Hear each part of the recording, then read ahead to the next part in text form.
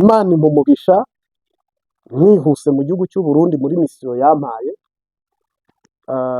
Uko misiyo yatangiye mu mwuka nuko yashyitse mu mubiri. Imana impa umugisha ikajya imbwira ngo muri iki cyumweru uzasengera iyi ntara, ikampa tike, ikampa n'umusozi nzasengeraho. Iyi ni intahe, ubu ni ubuhamya.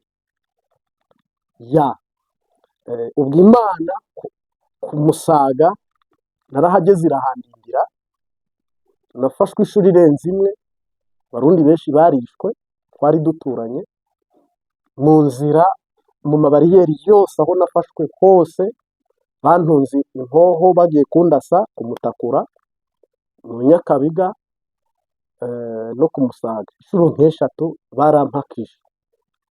Imana impa umugisha kuko nari narabwirije ubutumwa bwiza abantu bo muri Roshe cyangwa se muri Roshe, bakajya basanga ntabwo njye ndi umugambanyi cyangwa se ndi umwanzi, ariko nza guhura n'ingorane mu ivugabutumwa ryanjye. Abatutsi bo ku Musaga bagahita bavuga ngo uyu ni interahamwe Nkurunziza yohereje muri twe kutwica. B'abahutu nabo bari ku butegetsi bati uyu ni umututsi Kagame yohereje ku Musaga guforoma, gutegura, guha imyimenyerezo abatutsi bo ngaha bagire avarere yo gutembagaza ubutegetsi. Mba hagati nk'ururimi. Muri misiyo Imana yampaye, izo ngorane zabaye, nta ntara ndajyamo, ariko ubwo 2017, 2018, 2019 za ntara, urumva ni ibintu Imana iba yakubwiye, si ibintu uhamagarira abantu. Na kereye ubutayu unyuze kwa Kayondo, abahazi ku Musaga ugiye kuduga ruguru mu Kamesuka hari kugatambika, hariya nari mpafite ubutayu, nagendaga nkarara mu mazi cyangwa nkirirwamo. Imana ikambwira ngo uzajya Karusi cyangwa Matana cyangwa Muyinga cyangwa Ruyigi cyangwa Ngozi cyangwa Kirundo cyangwa Rubanza, Cibitoki n'ahandi, za Bururi, za Mwaro, aho ngaho. Ariko igahita imbwira n'umusozi ikawushushanyiriza, nabona akajyo nkinyabya, nabona akajyo nkinyabya, nkagenda nahagera. Imana ikambwira ngo iki ni cyo gihugu cy'isezerano nakubwiraga. Mu by'ukuri wakwitegereza ukareba icyo gihugu cy'isezerano iri kuvuga, uraca ku bantu bashonje bambaye impuzu zitari nziza, imiduga wateze ukabona umuduga waratobotsemo imbere. Noneho njye nkibaza ngo iki gihugu Imana yantumyemo ni ukuvangirwa, ni ukuyoba. Ubwo Imana ikatsinda ikambwira ngo ejo ntiwari upfuye, sinjye wakuzigamye.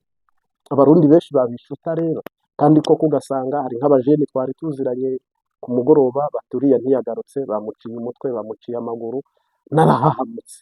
Noneho byageraho nkafata icyemezo nti ejo nzataha. Ibi ni ubwo ntibagiye kuzanyica abarundi ngo banyice, ngo ndi muri misiyo y'Imana. Ngafata decision, ariko nkanga kubibwira abarundi tumaze kumenyerana, badahita bavuga ngo ndabasize. Ubwo ku mugoroba nkasenga nzamura, Mwami Yesu umutaka wawe uboroke ibi bisasu ntibigwe ku bantu, dore inzira abasirikare bari bucemo n'abapolisi n'imbonerakure. Ni ukuri turasenze, ibara ntirigwe. Mba muri ibyo, mba nk'umuntu wasaze neza, wasaze, kandi koko nibyo. Ndagenda nyine ndapotera, ndazimira, sinahamagara mama. Abantu bakajya babwira mama ngo umuhungu wawe yarapfuye, ngo uzabyumva kuri radiyo, uzabibona ku mbuga nkoranyambaga, ngo abarundi baramwishe, baramumeshe. Kandi koko ugasanga abarundi bavuye bo kuri ambasade y'u Rwanda kwigaragambya, ngo umunyarwanda ngo ujya mutama wanyu w'i Kigali tuzobamesa, ngo ambasade wanyu tumufatanye inkoho, ngo none nk'ubu wowe kube mugabo menya udakwije utakomeye, ngo iyi ngwano ukayibamo nyine kweri, ngo urakwijeho. Abantu bose bakambarira ibyo, mugabo nasura abapasitoro bakomeye, urumva ibyo ntiwabivuga. Ubwo se wabwira umuntu ngo Imana yaragutumye ngo mu ngwano? Yahita akubwira ati ese uri generali, uri kapurari, uri serija, wishingikirije iki? Ibyo ni ibanga n'isokere, n'ubu bivuzwe, intambara yaraheze. 2019 Imana irambwira ngo nari nguhaye uruhushya i Kibali ujye gusura ababyeyi, ndongera asubira i Burundi. Noneho rero mu mpera za 2019 nza mu by'amatongo yo ngaha mu Rwanda. Covid iteye Imana irambwira ngo misiyo wari ufite i Burundi iraheze. 2020, 21, 22, 23, 23 nta muntu wigeze ambona i Burundi, nta wambonye kuri kamera cyangwa kuri YouTube cyangwa aho ariho hose, kandi si uko bitari bihari, nta n'uwabimujije.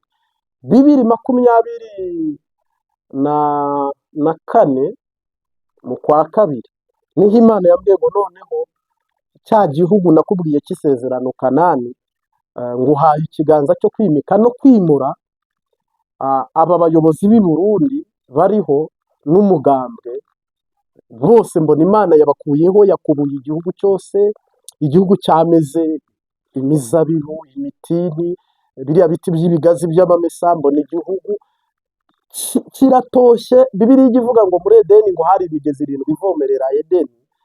Ibyo nabibonye mu kwa kabiri kwa 2024 mu kwa mbere, ubwo nyine muri 18.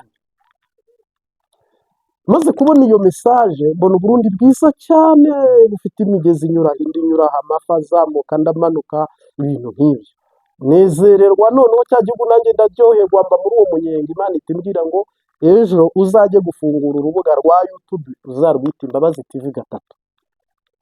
Ubwo za mbabazi njya nigisha cyangwa mvuga twagiriwe ubuntu nyine kubw'imbabazi za Kristo.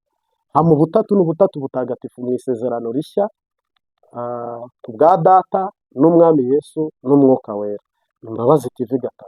Ndagenda umuntu muha amafaranga 20 z'amanyarwanda, fungura uru rubuga wowe ubona, mare kurufungura. Imana irambwira ngo ngaho rero utangira ubutumwa, nzakuyobora, nzakujya imbere, nzabana nawe, nzaba ndi kumwe nawe. Mbwira Imana nti ibi bizangiraho ingaruka, ubutegetsi bw'u Burundi buzagira ngo ndi kuburwanya, bazanyita uwo muri opposition. Ibyo byose ndabirekarama. Imana irambwira ngo humura, ndi kumwe nawe, nzakuzigama, nzakurinda, kandi n'ikimenyetso nguhaye, ndagushyigikiye. Ibyo uzahanura, ibyo uzavugishwa byose nzabishyira mu bikorwa. Ariko Imana irambwira ngo ni wowe ngiye kunyuzamo umwami Dawidi. Ijambo Dawidi yenda hari abarundi bari barifite, ariko ubwo uhereye nko mu kwa kabiri kwa 2024 ni umwe Imana warihagurukanye. Noneho mbona Beri Buhungu yabivuze, mbona n'abandi barundi barabivuze, mbona n'undi muntu arabivuze, mbona hari n'abandi barundi bari kumbwira ngo natwe twari dusanzwe tuzi izina Dawidi. Mpita mbona ko ntibeshye ntanavanze, ariko umutima ukambwira ngo kandi usubiye muri bwa busazi n'ubujuju, ngo reba abo mungana bazanye abagore, reba abo mungana baguze amamodoka, bubatse amazu, bubakiye ba nyina, wowe imyaka yose na n'ubu uracyasara. Ubwo nyine aho nkaba naguye, ariko nkabura uko ngira, Imana ikasunika. Aha rero niho haje politike yo kubabwira ibya Neva byinshi navuze, ibya Reveriyani byinshi navuze, ibya Bunyoni byinshi navuze, ibya Rwasakato byinshi navuze, iby'abayobozi cyangwa se indongozi mu Burundi nyinshi ndanza avuga, ibya CNDD-FDD. Mpabwa ibimenyetso. Urazi ko natangiye mu kwa 4 saba, ubwo mu kwa kabiri natangiye kuvuga, ndamenyera mbo mu kwa 4 mpabwa kubwira aba CNDD-FDD ntimwihane. Kwa 4 ndihanisha, kwa 5 ndihanisha, kwa 6 Imana irambwira ngo ntabwo bazihana, ariko urumva yari isanzwe ibizi. Mu kwa 6 ntanga ibimenyetso, mvuga imitingito, mvuga iby'inyenyeri, mvuga ibimenyetso nyine ntasubiyemo, kuko umwanya ni muto cyane, ntahe ni ndende, uretse ko ndi buyishyiremo ibice 2. Mvuga byinshi mu bijyanye n'ibimenyetso. Mu kwa 11 Imana irambwira ngo ibimenyetso biraheze, birarangiye, ngo mu kwezi kwa mbere abarundi bazatangira ibirenge byabo kujabuka, mu kwezi kwa kabiri, mu kwezi kwa 3, ariko uyu munsi turimo mu kwezi kwa 4. Imbwira 2026 ko ari umwaka witwa Kanani w'umugisha ku Burundi. Ntabwo biriya harimo message ziba ari za Asiya zamani, nubwo ibyo ntabigarukaho, koko benshi ntabwo iby'impembo babyumva, kandi Bibiliya avuga ngo iby'umwuka byumvwa n'ab'umwuka, kandi iby'umubiri nabyo ni iby'ab'umubiri, ariko isezerano ry'umwuka ritsinda iryo mu mubiri. Marayika arambwira rero ngo ndi kumwe nawe, ntutinye, ntucike intege, ntusubire inyuma, bandanya. ibimenyetso byose Imana irabisohoza, kwihana mbona ntibihanye baranka, kandi nimero zanjye barazigira, indongozi nyinshi mu Burundi baranzi, isura irazwi, Ikirundi ndakivuga nubwo ntakivuga nka ba nyiracyo, ariko ibyo mvuga benshi barabyumva barabitahura, ndabandanya ndasunika, ni nabwo nababwiye nti na Bunyoni nimubona yarekuwe, icyo nicyo cya nyuma gipfundikira ibijyanye na CNDD-FDD. Koko nyuma y'ifungurwa rya Bunyoni igihugu kizinjira Imana izinjira muri operasiyo yayo yo gufata mu biganza inshingano zo kwimika no kwimura. Bunyoni rero icyo ni nacyo dusoreje. Iyi ntahe rero dutanze kuko ari intahe ndende nawe urabyumva. Hano ntabwo tuvuze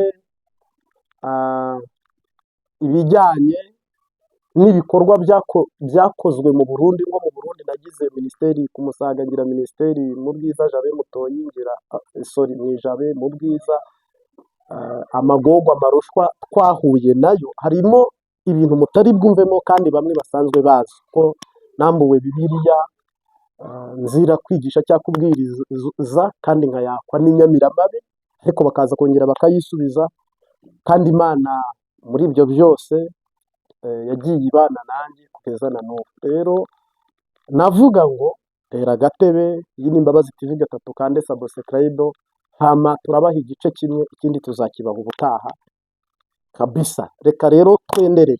Merci beaucoup, turagushimira wabagendanye natwe n'ubu tukaba tukigendana, tuguhaye ikaze kugira ngo iyo misiyo y'Imana urumva aho yatangiriye ni mu mwuka, iza mu mubiri, njya mu gihugu kugisengera, ndakizenguruka ndakirangiza mu ntara zose, mu moko yose. Sinigeze mvuga ngo aba ni Abatutsi, aba ni Abahutu, aba ni Abatwa, oya, ibyo Imana yarabimbujije. Hari Umurundi w'umugabo n'uw'umugore, ibyo gusa. Hari ivu n'amazi, ndetse ni naho nababwiye ngo iyi ntara iri kuri Tanganyika izagaruka, n'intara ya Uvira izagaruka, ndabyibagiwe ariko narabihanuye murabizi, Kigoma, yego. Ubwo izo ntara nazo zizagaruka ku Burundi. Iyo misiyo rero yose twayishyize, nagiye kubikora mu buryo bw'umubiri, igihugu ndakizenguruka, misiyo nyikora neza ndayirangiza. Mu nzozi Imana irambwira ngo, cyangwa se mwiyereka ubwo naje gukura, Imana irambwira ngo nguhaye ipeti rya generali, mbona imodoka, mbona koroteje, mbona n'amanyenyeri, marayika arabinyambika. Niyo mpamvu ukunda kumva ngo ni generali Prophete Martin. Sasa rero mu buryo bwiza no mu buryo budasanzwe, ndashaka ko iyi Kanani nayo tuzagaruka duhamya dushinga intahe ngo Kanani ngiyi, Abarundi bayirimo, ndetse n'inshuti z'Uburundi n'abavandimwe b'Uburundi. Shalom shalom, wowe duhurira ku Mbabazi TV gatatu.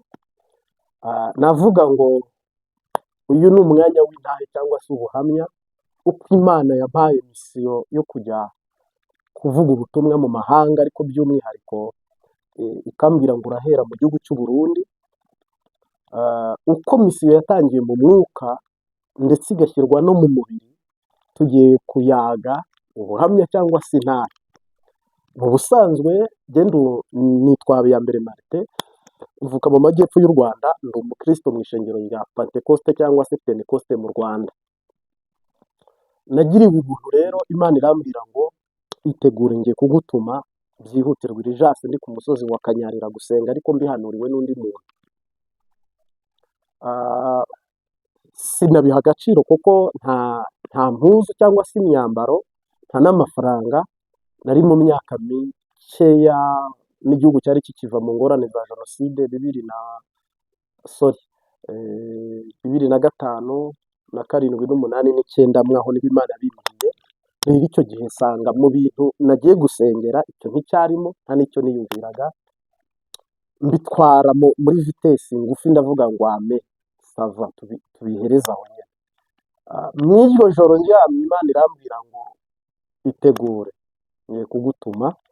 Mbona marayika anyogeje ibirenge, ampaye Bibiliya nini ingana n'iya ziriya z'Abakatolike, arambwira ngo ngiye kugutuma mu gihugu cy'isezerano. Ariko nsanga iryo jambo kuribwira abapasitori bandongoye ndi umusazi, nsanga no kubibwira mama w'umukatolike uri konve cyane ndi umusazi. Mbitwara uko nza kumara ukwezi kumwe mpawe ubwo buhanuzi, nza kuryama nanone Imana irambwira ngo ejo uzajye Kanyari gusengera urugendo. Njye nibona nk'umusazi ariko ndavuga sawa, ndagenda mfata amasengesho y'iminsi ibiri ndasenga, haza umupapa nawe mu majyepfo w'umudemombe cyangwa se rizafu mu ndimi z'abanyamahanga, wari umupentekoste ariko w'i Kigali, njye nari muri province mu majyepfo y'u Rwanda mu ntara. Uwo mupapa arambwira ati rero mukozi w'Imana, yabonaga asenga cyane ariko ntabwo nari umuhanuzi, ntabwo nari umuvugabutumwa, nari umukristo ufite disipurine muri Kristo no mu bantu, ntabwo njye nari umuhanuzi, nta mpano yo kwerekwa cyangwa kurota cyangwa kuvugishwa nari ifite icyo gihe, uretse inzozi zajwe cyangwa abahanuzi. Mari rero uwo mupapa arambwira ati Marite, mfite inzu ndi kugurisha Kimironko ni mu mujyi wa Kigali, ariko yegereye umusigiti, nabuze umukiriya kubera mikorofone z'abamizirima basara mu gitondo. Marayika anyura muri uwo mugabo ariko njye ntabyo nari nzi. Uwo mupapa rero we yabonye senga cyane agira ngo ndi umuhanuzi, arambwira ngo rero usengere mbone umukiriya. Turirira rwasi, namubwira ngo Imana iramuguhaye cyangwa iramukwimye, ariko tuhamara uwo munsi koko yahasanze ku munsi wa kabiri, bigeze ku mugoroba ndamubwira nti Imana yadushubije twitahire. Iryo jambo gusa niryo namubwiye, ndambwira ati mpa nimero, nta taci nagiraga yari katushi cyangwa se matushi, telefone zisanzwe. Mbafashe nimero ndazimuha, ataha i Kigali, nanjye ntaha mu majyepfo n'ubundi murumva ni muri Muhanga cyahoze ari Gitarama, hari abahazi. Nibwo nari ngiye i Nyanza kuko njyewe nakirijwe kuri ADEPR hano mu Rukari bwami neza kwa Rudahirwa hajya munsi kuri paruwasi. Ubwo ariko koko yenda se abantu kubasobanurira ibyo byose, harimo abanyarwanda bahazi n'abatahazi, sorry. Mare rero ndataha haciyemo nk'iminsi nk'irindwi, arampamagara arambwira ati mukozi w'Imana, ya nzu bampaye miliyoni 8 nzitore. Rero sindatunga n'ibihumbi 100, sindatunga n'ibihumbi 50, impuzu ngurirwa n'ababyeyi, uretse kuba ndi mu itorero, abadiyakoni bantuma nk'umwana ugamburuka uri shapu vuba vuba, kuko njye nishakira ubugingo. Nageze mu rusengero ninjiramo imbere, nta masengesho nasibye ku rusengero, nta butayu nasibye, ntayo kwiyiriza ubusa nasibye, nta kwihana, nta mwanya wo kwihana nagezemo ngo mvuge ngo ndihana ngo ngire icyo mpishoya, gendi wazi sawa. Mare rero umupapa mpita musubiza ngo yatore, arayatora. Mu gitondo arampamagara ahita ambwira ngo mpa nimero ngushyirireho amafaranga, nakubonye uri umukozi w'Imana, curuza amabuye y'agaciro muri Tanzania, nzajya nguhemba ibihumbi 150 by'amanyarwanda, tujyane Tanzania, noneho uzajya ufasha mu bijyanye no gusenga, ariko 150,000 yawe nzajya nyaguha. Shima Imana, Imana yari imaze iminsi ivuga, ndabambitse ndabagaburiye. Muri rusange nyine urumva nta masengesho nari nakagira yanjye perisoneri, ni mu magurupe, mu rusengero, mu byumba by'amasengesho, twese duhova nk'inzuki. Arambwira ngo noneho nta nimero dushyirireho mama wawe, ushyireho n'amafaranga, ushake pasipoti, tugire Tanzania. Njya muri korari ndasezera, mama ndamusezera. Iryo joro urumva ni ibyishimo n'umunezero gusa, amafaranga ndayabona ibihumbi 400, ni byinshi cyane. Noneho muri 2013 ko mu mpera, ni amafaranga menshi rwose, ababizi. Uyu mupapa ntabwo ndi bumuvuga izina, ariko no mu karere ka Gisagara Imamba abahazi, ariyumva muri ubwo ni mu murenge wa Mamba, ariko ni nk'ikomine. Ubwo ni hafi hateganye na Kirundo, ifiteho agace gato na Ngozi. Ubwo ndabyikiriza ariko ubundi ubwo yabaga i Kigali umva yaragurishije ahita aza muri Gisagara, ubu ni Gisagara nyine, ubwo ni cyahoze ari Butare. Uyu mupapa rero ibyo byose ndabikora, bukeye njya gushaka pasiporo, pasipoti ndayironka ndayibona, bigenda neza byose, ndamuhamagara ndamwene nayibonye, ati oke niba wayibonye gudu, Imana ibirimo, amena. Mfata n'amasengesho, n'abo sezera ndabasezera, abo dusangira turasangira, abo shima Imana nyine ko ishubije kamemu, ariko nza gusanga nta giswahili nzi. Ndavuga inti sawa ko ntazi igiswahili kandi Tanzania ikoresha igiswahili, zideburiya mu buhe buryo? Ubwo ntangira kujya niga nyine ka kandi kitwa tura tuje, habari muzuri, bukobye, umuyamukabye, utuntu nk'utwo duciriritse, nabwo urumva ndi muri karitsiye itarimo umuswahili n'umwe, nabyo ntaho nari kubikura, nta smartphone, byari bisanzwe uraruza ku bantu b'abamizirima baba hitwa i Mugandamure. Sasa muri iryo joro arambwira ati nje ubwo ndi kwihuta, ndahaguruka i Kigali, i Kanombe ndagenda n'indege ndaca Kenya, nzagaruke Dar es Salaam sinagenda n'imodoka. Ariko hari umuntu muri buzane mu modoka uzi neza aho tuba n'inzu, nimero ze nizi, ubwo arazimpa, turavugana, nawe bamuhaye gahunda, ndamubwira nti papa naka yambwiye ko turi buzane, ntusige untegereze. Arambwira ati wowe uze kare, imodoka iragenda aya masaha, sava byose mbishyira ku murongo. Iryo joro rero ubwo turi guhana isango yo ku wa gatandatu, ariko turi mercredi ku wa gatatu. Turangije guhana iyo sango, njyewe ubwanjye ndaryama. Ku wa gatatu nta kibazo cyari gihari, ku wa kane nta kibazo cyari gihari, ku wa gatanu mu ijoro bucya, ari ku wa gatanu, ubwo ku wa kane mu ijoro bucya ari ku wa gatanu, nibwo marayika umwami Imana yohereje umuhanuzikazi w'umunyacyangugu, araza arakomanga mu gitondo, arankomangira ari vanderedi, arambwira ngo Imana iravuze ngo ntujye muri Tanzania ahubwo ujye i Burundi, hagiye kuba intambara.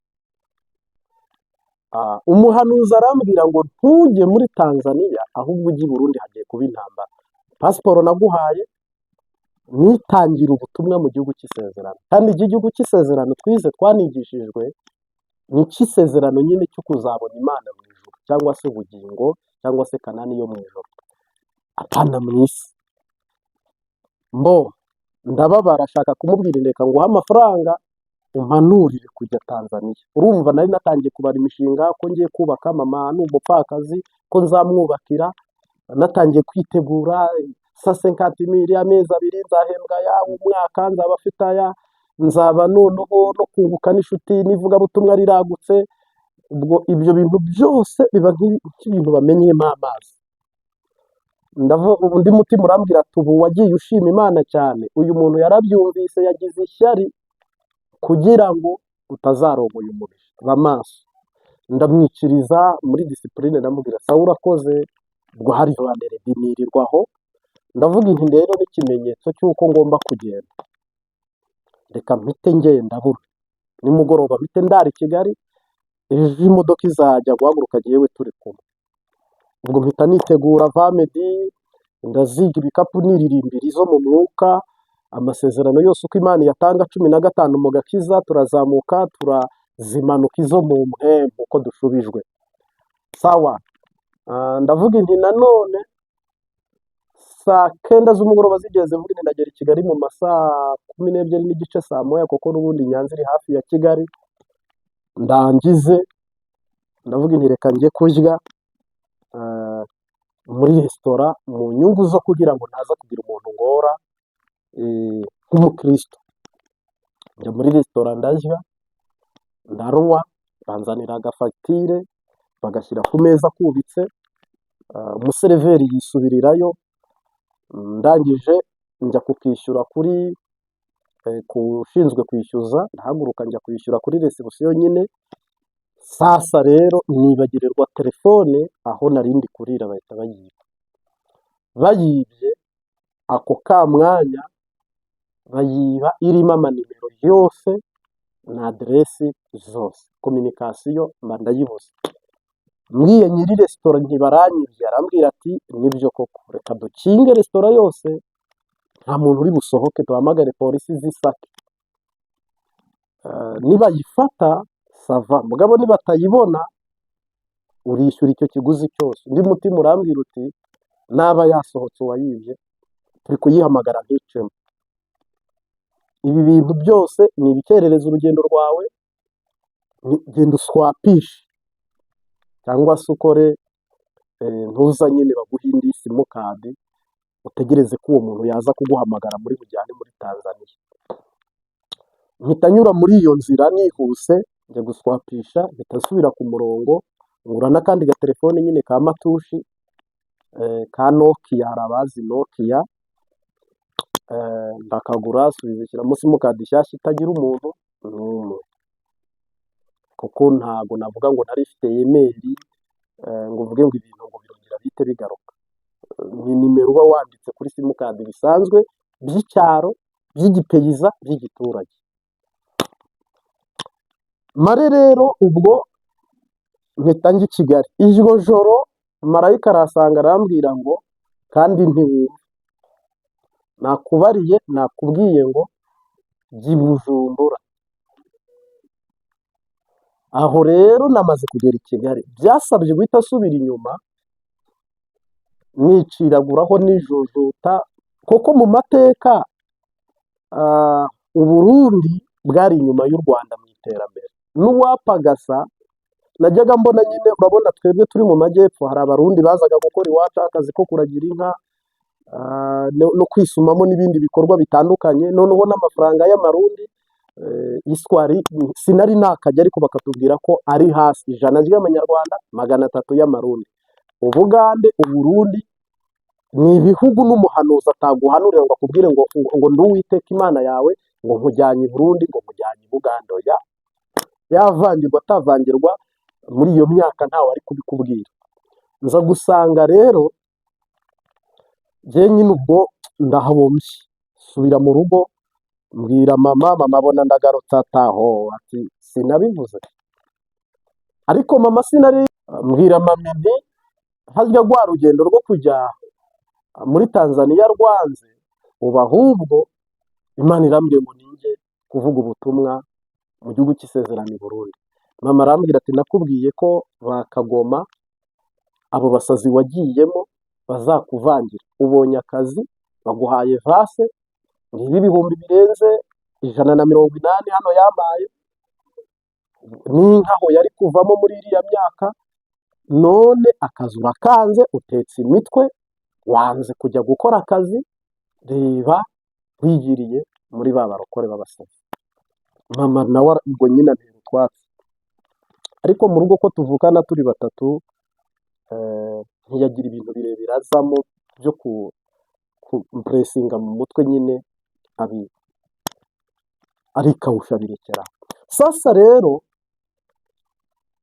mw'iryo joro nanone ubwo samedi nyine sinagiye, wa papa yaje kumpamagara ndamubwira Imana yabyanze igendere, ariko uwagiye n'indege we ntituravugana. Nibwo wenda Imana yabyanze arigendera.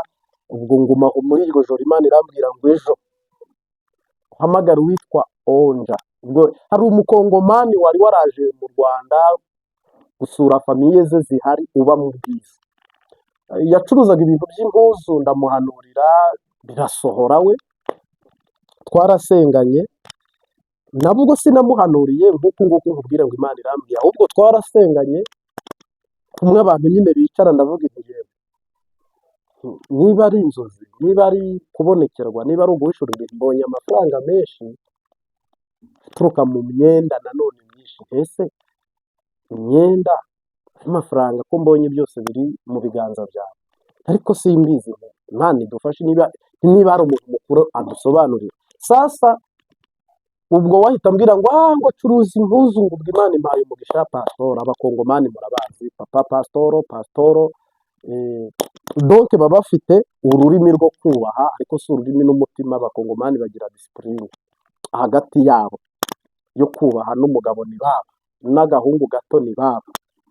Uyu mumama rero mpamagara nimero ze kuko Imana yari izimpaye, irambwira ngo hamagara Onja mu bwiza niwe uzakwakira. Mbwira Imana niko nzi ko ari umumizirima, ko ari umusilamu, ariko kumwe abasilamu nyine bigiba bakajya mu byacu, cyangwa wasanga ari n'abarokore bajya mu byabo. Ndamubwira nti ngiye kuza i Bujumbura, ariko sinamubwira ngo Imana irantumye kuko ari umunyamahanga, nawe ngiye kuza i Bujumbura. Ngo karibu pasitoro, karibu. Sawa. Hari umuntu wari waranguriye kositime nini nduta imwe ujyamo ukagira ngo ni ikizebazeba cyangwa ni igifuka, nyitira ipase, ndangije ndayigorora ndacyambara, ngura amata yo muri firigo, ntazi ko imodoka iri bugende urugendo rurerure, kuva ntaho nari nzi. N'ibiraya kuko yabimbwiye ati uzanire ibiraya unzanire amata, ntega umuduga Volcano zari zikijya i Bujumbura ziva mu Rwanda, ntega umuduga Huye, Kanyaru, Mparamirundi, Kayanza, Bubanza, Bujumbura, Rirare, mu Kamenge kwa Siyoni. Nimero ubwo noneho zavuye z'inyarwanda afite byabaye empty, byaheze. Sasa rero mpageze sinamwibukaga isura na nimero ntazo ndi buhamagare nyine ngo bikunde, kandi nanone sinzi abarundi icyo ari cyo. Nabwiye ningira umurundi nyoboza cyangwa nkabaza akandagira akashuka biragenda gute, usanga niyo nzira irafunze. Undi murundi arambarira ati aya mata wazanye ahava abastinga agwe atomboke, anyanyagire ku bantu cyangwa se ameneke ku bantu cyangwa se abogokere ku bantu. Arambwira ati reka nyakugabanyiriza. Afata agafuniko aragabanya bita biturika ngo nk'urwagwa. Ubwo nyine abarundi barasakuza ngo heraba ukuntu angize umuhimbiri, heraba. Uko abantu rero bashungereye barambaza ngo none nayandi, wowe uvuye he? Mvuye mu Rwanda. He? I Nyanza. Uje kureba nde? Onje. Wa mumama ahita ambwira ngo ntabwo nakwibukaga pasitoro, ngo sorry vraiment, ngo ntabwo nakwibukaga. Basabira amazi ahantu muri resitora, ndakaraba mare, afata akabajaje, maze gukaraba afata akabajaje nyine kadushyikana mu Bwiza. Ngeze mu Bwiza sanga mu myiteguro ufite nta mafaranga nambukaga, ahubwo nari yose narayakoresheje mvuga nti njyanye na boss, kandi nawe yari yambwiye ati ntugire ikibazo tujyanye. Amen. Ndangije rero umunsi wa mbere sengera muri Adonayi, ndi gutembera, hari n'ishengero abanyakenya mu Bwiza nayo nyijyamo, ndaza muri Levante naho ndinjira, ibarabara ryose ndikubwira ko ry'indwi. Mare rero n'iryo vugabutumwa ryanjye ndagenda mu gitondo, ku mugoroba, mu gitondo, iminsi 7 irahera. Wa mumama yari azi ko nje kuvizita cyangwa gusura nk'indwi imwe nkasubira mu Rwanda, abona indwi iraheze, nta gakuru nta n'igitekerezo cyo gusubira inyuma. Indwi iheze ku yindi rwarambarira ngo ewe munyarwanda Marte nisaba, ariko ubwo nitabaga ye.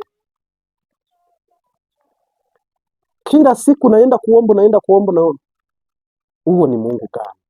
Basenga icyuse ubwo bahita arambwira ngo usanga indya zaheze, ubwo nyene urimenya. Ibyo sitabyishingira jewe. Ngiye gusenga nje bwa mbere sanga ibiryo birashize, ndaburara. Bari ku mugoroba, yabimbye ari nka saa sita, nigira muri veye z'umugoroba. Murazi ko muri Bujumbura byabagaho. Ndongera asubira gusenga ku murango mu gatondo. Iminsi yose nabaga nyizi hari barasenga mu Nyakabiga kuri Pentecote, kwa Rameki misiyoni Ntahangwa, y'12 mu Buyenzi kuri Pentecote, ibintu nk'ibyo. None ubwo urumva ndi Pentecote no ngaha nari sanzwe senga afite umwanya, ngeze n'ahandi mu bitana n'abasenzi noneho b'abarundi babirimo neza. Sasa wa mumama mbwirirwa kabiri mburara rimwe, mbona iminsi itatu iruzuye njya mu ruzi rwa Ntahangwa cyangwa uriya mugezi wa Ntahangwa, ariko cunga barya bakura amabuye batarageramo, nko mu ma saa kumi saa cyenda uko z'ijoro. Ndagenda ndyamamo mbwira Imana nti ninongera kuburara ndasubira mu Rwanda. Iyi si misiyo, ahubwo uku ni ukuvangirwa. Njyewe naje muri misiyo, umusilamu aje anywe njyewe murare, ni nkora umurimo wawe. Ngirirwa ubuntu muri iryo joro mvuye gusenga, kuko navuga nzagenda n'amaguru, nta tike nari mfite, nta n'uwari kuyima, n'Imana niyo gutuma nyibona, ariko narubinye nzahita nsubira inyuma n'amaguru, kuko mama ni jye mutoya afise, abandi yarabashyingiye. Sinigeze mburara, sinigeze mbwirirwa. Iryo joro wa mu mizirima afatwa n'abadayimoni. Mu ma saa munani z'ijoro numva televiziyo ekara yikubise hasi, numva firigo yikubise hasi, nyine mbwira undi muntu twari turyamanye hafi wabo nti abasuma babateye, ariko navugaga ibisambo, buno ikirundi ndakizi, koko Imana yarambwiye ngo ikimenyetso nguhaye nkwigishije ikirundi. Ku mutima nkabona ni kunyigisha igifaransa cyangwa icyongereza, wigishije ikirundi. Kumbe yabimbwiye 2014, imbwira ngo ibi nkigishije ikirundi kuko ibiri imbere, ntushaka kubitambuka uvuga ikinyarwanda. Sawa, n'ubu harimo abantu bazi ko ndi umurundi, kandi nabyo nta kibazo rwose, ndi umurundi, ndi n'umunyarwanda, nikomereze. Wa muvandimwe rero arabyuka asanga mwene wabo yasaze, ahita acomeka resho, bashyushya ibyo kurya. Ubwo nari naburaye, arampamagara ngo pasitoro, ngo ndakugomba uze ufungure, hamuduharire mukuru wanjye mwene wacu n'umuntu mubi, mugabo yasaze, numara gufungura umusengere. Hajya rero usanga sindi burwane mu mubiri, mvumbure byange, ndarya mu masaa 8:40, mare kurya, mfata umwanya ndamusengera, arakira. Kuva icyo gihe ahita atanga itegeko ko yakize ku murango, nyine bamubwira ibyabaye, areba ibyabaye, aravuga ngo pasiteri, ngo nujya usanga indya ziheze bajye bagucumbira ubugari, n'imikeke yari ikiboneka, indagara zari zikiboneka mu moko yose. Ubwo ibyo kurya Imana birabibohoye, ubwo ikigeragezo cy'ibyo kurya Imana birakibohoye. Ariko hari umukristo wankoreyeho umugisha muri iyo minsi itatu witwa Desire. Abaye yumvise iki kiganiro n'igihe yaza no kwivuga, cyangwa se tukazanamuhamagara agatanga ubuhamya. Yampaye amafaranga 500, kandi Imana imuha umugisha. Yigaga muri segonderi, menya ahari Imana rero yabimubwiye. Muri iyo minsi itatu ushonje, ama5 ndangije kubwiriza, ari ku mugoroba nyaguramo ibijumba mu bwiza bateka mu mamesa, mu byibuke, n'icyayi cya mukaru cyangwa se kirangi, ndafatisha, imbaraga ziraza. Ariko nanjye mpita muhanurira uhereye uyu munsi, niba kuko Imana yarantumye, nawe ubwo yari acumbitse ahantu ari kwiga, ise yari afise abagore 2, ubwo nawe yitwa Desire, ko ni bukuru, butoya ntiyiga, we ari kwiga, ngo ari amezi ageze nko muri 4 atishyura. Ndamubwira ngo Imana yantumye, uzarinda urangiza nta n'igikoroto cy'10 cyangwa igiceri cyangwa ikingorongoro wishyuye. Ndimubwirana ubutware n'ubushobozi nyine mpawe n'Imana. Buriya butware mumbonana ntabwo ari ubwo na kera nuko.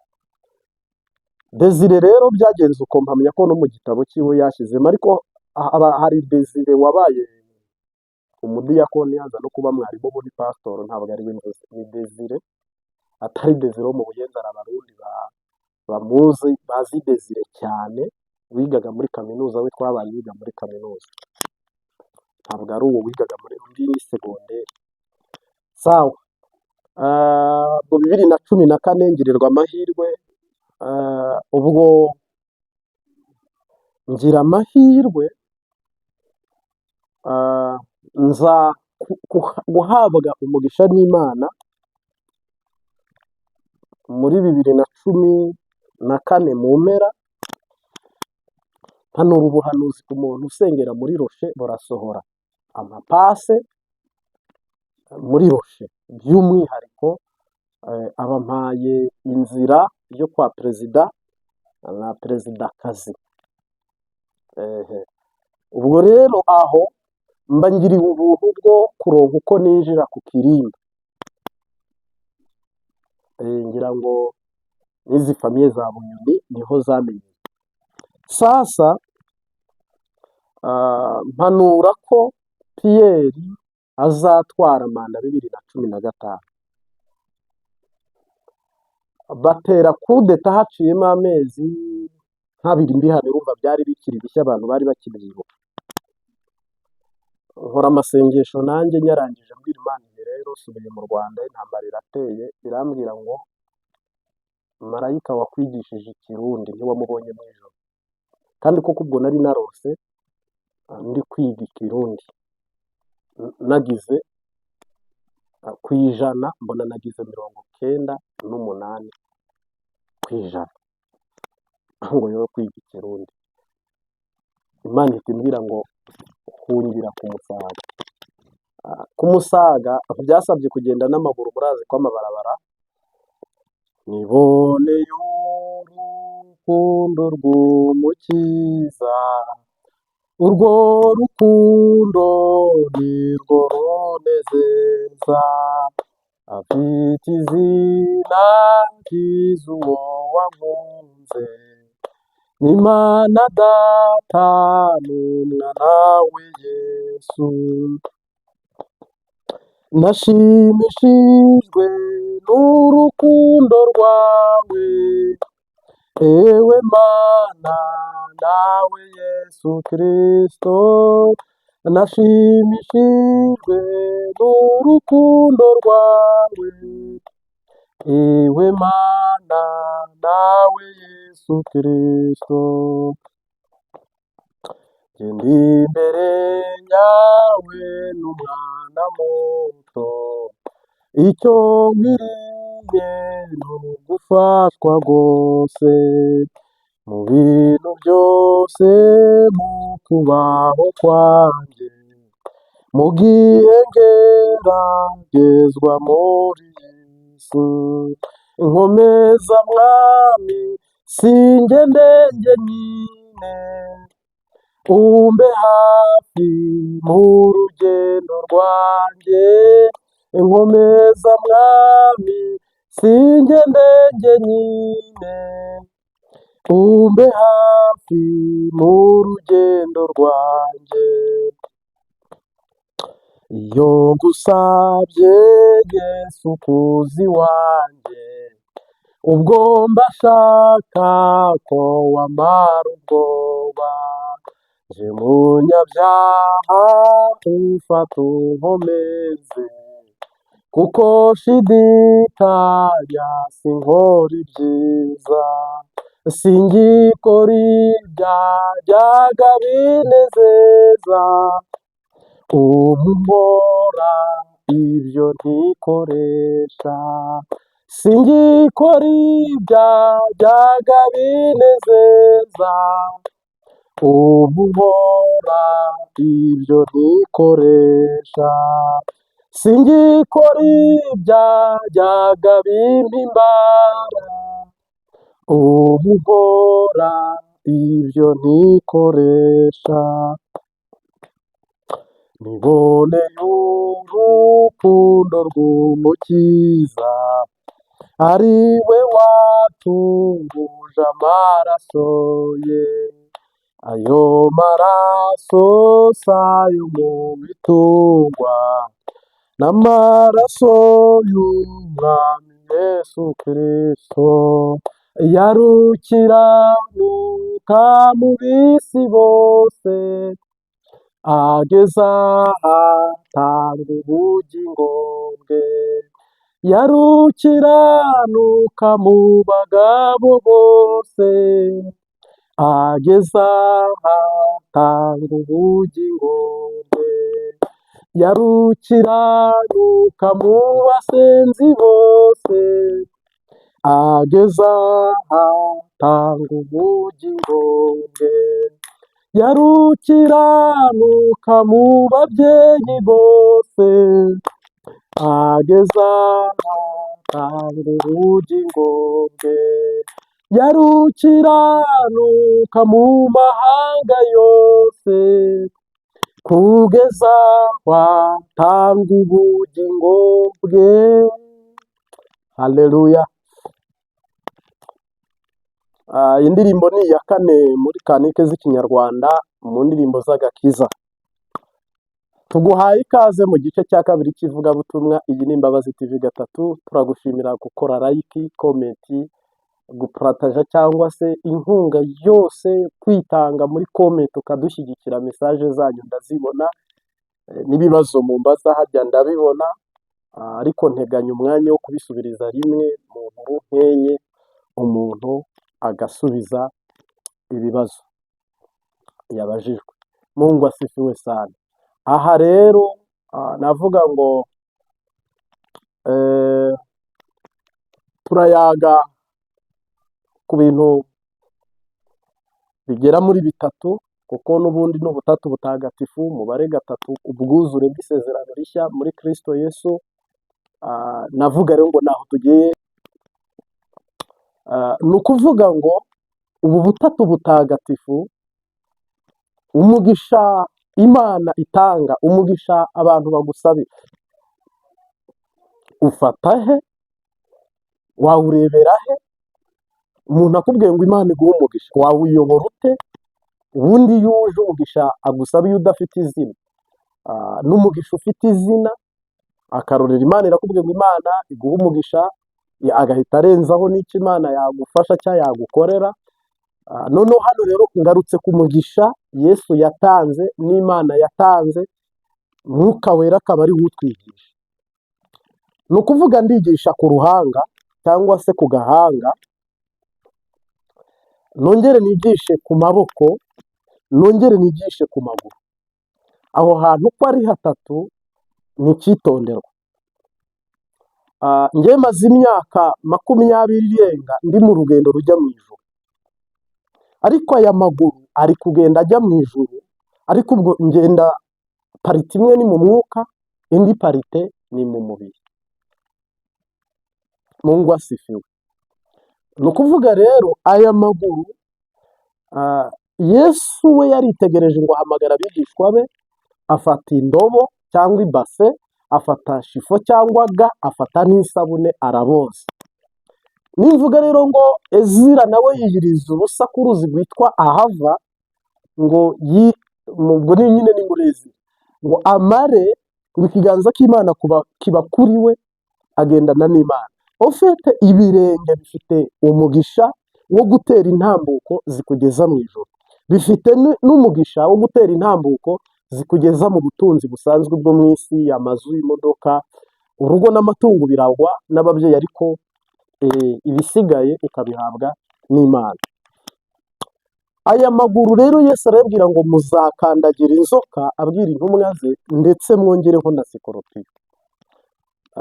Muze murebe iri vugabutumwa, waritangiye akarikomeza wababara.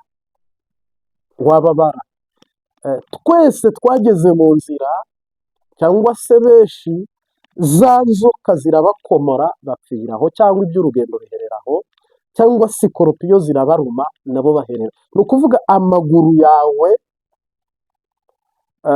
ushobora kutayitaho, ushobora kutabyibuka, ushobora kutabizirikana, ariko hajya ariya maguru, ukuguru kw'iburyo, ukuguru kw'ibubafu, bifise isigura ihambaye. Kuko ni isezerano ry'Imana, nzagendera muri mwe, nzaba muri mwe, nzagendana namwe. Imana ntishobora kubona umuntu mu mwuka gusa, ntushobora no kubaho mu mwuka gusa. Ni ukuvuga ngo n'umubiri Imana iwumugisha. Rero ibirenge byawe werekeje mu nzira y'amafaranga biragorana, werekeza mu nzira y'agakiza biragorana. Buriya wagwanye n'isi, urwana n'umubiri, urwana na Shetani, ariko intambwe zawe umwanzi wazirwanyije. Turifuza ko buno habaho uko Imana yahezagira intambwe cyangwa se ibirenge byawe, uko kandi biteye mu mwuka no mu mubiri hose amaguru yawe akaba ahezagiye. Ntuzarimburwe, ntuzarimbuke, ntuzarwe mu mporera, ntuzarwe mu byago no mu mvuto ya Shetani. Amaguru yawe rero hari ijambo Imana yayavuze kuva ku ino rikuru kugeza ku ino ritoya, kuva ku gatsitsino cyangwa mu bworo bw'ibirenge. Nubona ukandagiraho abarozi bagize ukuntu wowe ntibigufate, ukabona amaguru yawe mwaka urashize nta mpanuka yo kuvunika cyangwa n'ibindi, cyangwa se n'uwo byabayeho sori, biba bisiguye ko ayo maguru hari umugambi w'Imana arimo. Ningaruka ku maboko, aya maguru niyo ashinzwe izo circulation na movomativity, ariko Bibiliya iravuga ngo nzaha umugisha imirimo y'intoki zawe, nzaha umugisha ibiganza byawe, nzaha umugisha amaboko yawe. Aya maboko yawe ufite Imana yaremye ngo akungure mu by'umwuka, anakungure mu by'umubiri. Hari ibyo tubibisha amaboko bigaragara n'ibitagaragara, ariko Imana, sinzi niba ujya usenga ukibuka amaguru yawe cyangwa se ukibuka amaboko yawe, cyangwa se mu gakiza kawe ukibuka kubaha mu gakiza kawe ukibuka ukita ku nshingano z'amaboko yawe n'amaguru yawe, ukamenya ko biri muri misiyo kandi ukamenya ko hari umwami wabiremye. Rero amaguru yawe nubona ari kugenda urw'inyatsi, amaboko agakora iby'inyatsi, urumva biba byapararanganye, mugabo ntabwo ari cyo Imana yagusezeranye cyangwa yayasezeraniye, ahubwo mu isezerano ry'Imana, mu bushobozi bw'Imana. Imana ishobora byose,